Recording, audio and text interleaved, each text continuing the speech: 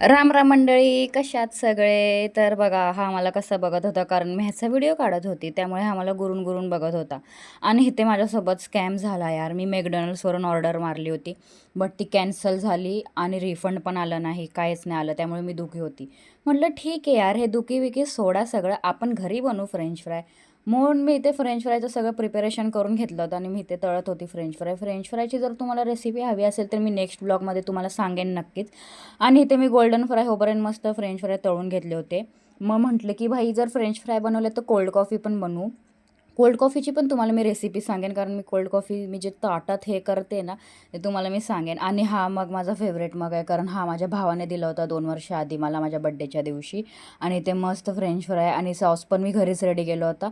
आणि इथे आहे माझं कोल्ड कॉफी. मस्त ते पिऊन झाल्यावर मी गेली होती दुकानला, कारण तेवढ्यात थोडी माझं पोट भरणार आहे. मग परत कुरकुरे घेऊन आले. आणि आज होता गुरुपौर्णिमा, त्यामुळे मी माझ्या बेस्ट फ्रेंडसाठी चॉकलेट आणलं होतं आणि तिला मी हॅपी गुरुपौर्णिमा करणार होती. सगळ्या कांडमध्ये मला साथ दिले, माझी गुरु आहे ती त्यामुळे.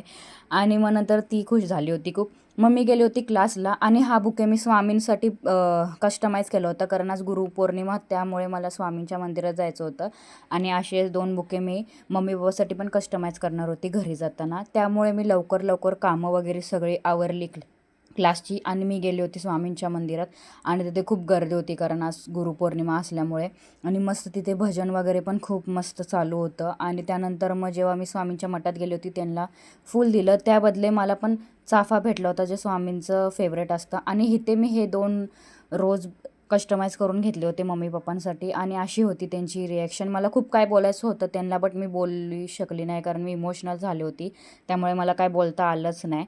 That's end of the day guys. पुन्हा एकदा अशाच एका न्यू व्लॉगमध्ये भेटूया. तोपर्यंत चॅनलला सबस्क्राईब करायला विसरू नका. चला बाय बाय.